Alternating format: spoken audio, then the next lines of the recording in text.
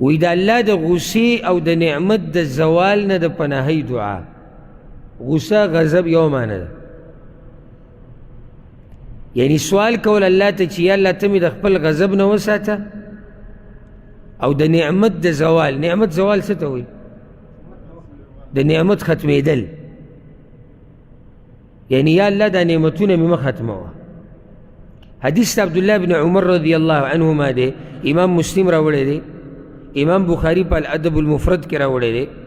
کان من دعاء رسول اللہ صلی اللہ علیہ وسلم، دا نبی کریم صلی اللہ علیہ وسلم پا دعاگانو کی او دعا داؤم ہوئی. عبداللہ بن عمر ہوئی اللہم انی اعوذ بک من زوال نعمتک، یا اللہ زپنانی سم پتا پوری ستا دا نعمت دا زوالنا. دا کم نعمتونی چی اللہ منگل را کری سید دا خو اللہ منگل را کرو، وس دا برقرار پاتی که دا زمانگ سرا او دا دی ختمی دل دا ہر سر اللہ بلاس کی دی. او ذکر تا دا خبر اوکم مدو که که دا دنیا پا نعمتونو باندے پا دی چی دا با ہمیشہ تا سرائی، بلکہ دغه وقت کې او هر وقت کې سوال کوو یا الله نعمتونه رانه ماله. یو دعای دا ده او ډېر موږ په دې خپل ژوند کې لیدلي او تاسو به لیدلي چې الله وله نعمتونه ورکړي دي او هغه ته بیا الله اخیستي دي. نو دا ګارنټي موږ سره نشته چې دا څه چې الله موږ له راکړو دا به د مرګه پورې ما سره وي. هېڅ پته نه لګي چې کله رانه الله والي. نو ځکه دلته اوس وایي چې یا الله پناه نیسم په تا پورې دا نعمت دا زوالنا چی دا نعمت زمان زائل نشی. وتحول عافیتک او استاد عافیتنا دا محروم کیدونا. عافیت ستوئی روغ صحت، مخی وضاحت شوی دی ٹکی، روغ صحت، روغ بدن، خوشحال جون، سکون، آرام، دا طول پا عافیت کی دن رازی. یعنی یا اللہ عافیت را نوانا لی، عافیت را تنسیب کا.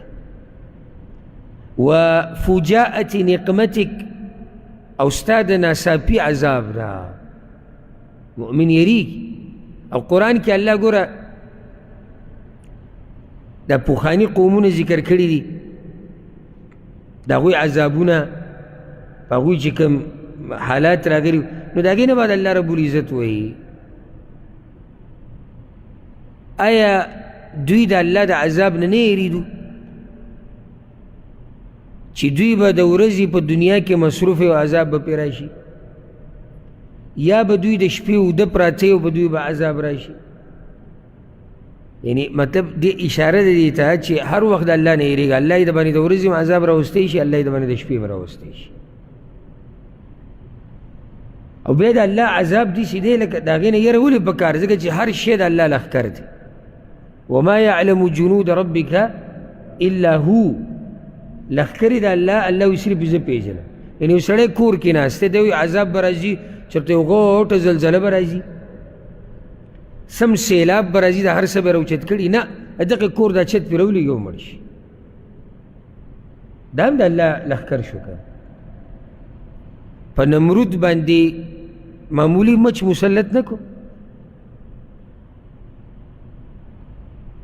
او کم زیتے ورسو خواو دا دغه چې دا ډینګي مرض چې ورته وایي که څه شی کله کله دې ته داسې سړی مړ شي. دغه وچیچو بل څه ځناور وچیچو مړ شو. نو عذاب د دې بعضو ذهن کې د عذاب دا خاکه ده چې عذاب څه ته وایي. د اسمان نه تندر یو داسې سیلاب چې د هر شی روان کړي، زلزله داسې چې ځمکه وچاودي، معمولي زلزله نه چې ځمکه وچاودي، بس عذابونه دیتا ہوئی. دا اسمان نه دا کانو باران دیتا با انتظار نازی. دا اللہ دا عذاب دیر شکلونه دی، دیر شکلونه دی. عذاب کله په دی صورت کې می چې یو سړی